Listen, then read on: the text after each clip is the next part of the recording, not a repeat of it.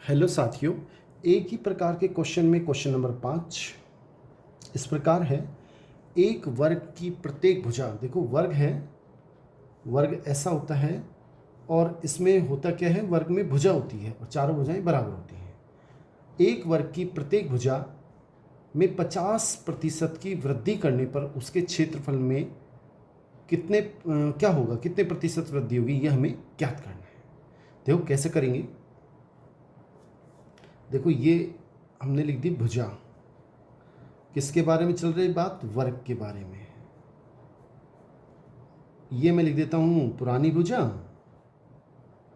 और ये नई। हो क्या रहा है कि एक वर्ग की प्रत्येक भुजा में 50% वृद्धि कर दी, मतलब जो 100 थी वो 50% और ऐड कर दी, तो ये हो गई 150%। और 150% का मतलब होता है 150/100, यानी कि कहने का मतलब जो भुजा 100 थी वो बढ़कर अब 150 कर दी। एक जीरो से एक जीरो काट लें, अभी भी कट रहा है 5 से।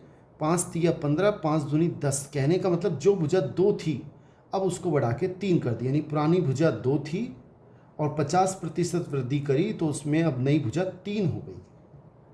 तो क्षेत्रफल में कितने प्रतिशत वृद्धि होगी ये हमें ज्ञात करना है। देखो क्षेत्रफल के बारे में बात करें, क्षेत्रफल क्या होता है, इसका सूत्र होता है भुजा गुणा भुजा, भुजा गुणा भुजा। ये वर्ग का क्षेत्रफल होता है, तो भुजा गुणा गुणा जो कितने हो जाएगा, 2 गुणा 2, यानी कि इसका क्षेत्रफल हो जाएगा 4।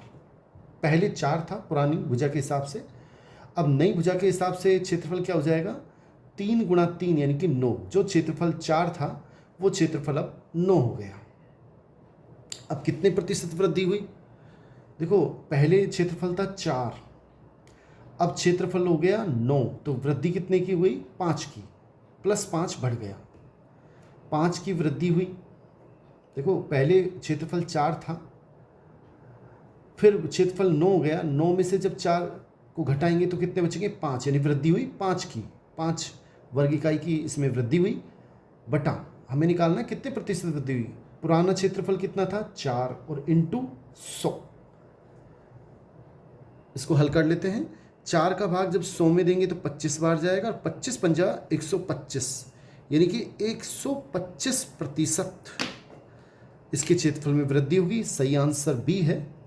साथियों अगर क्वेश्चन अच्छा लगा हो तो इसे लाइक जरूर कर दें। थैंक्स।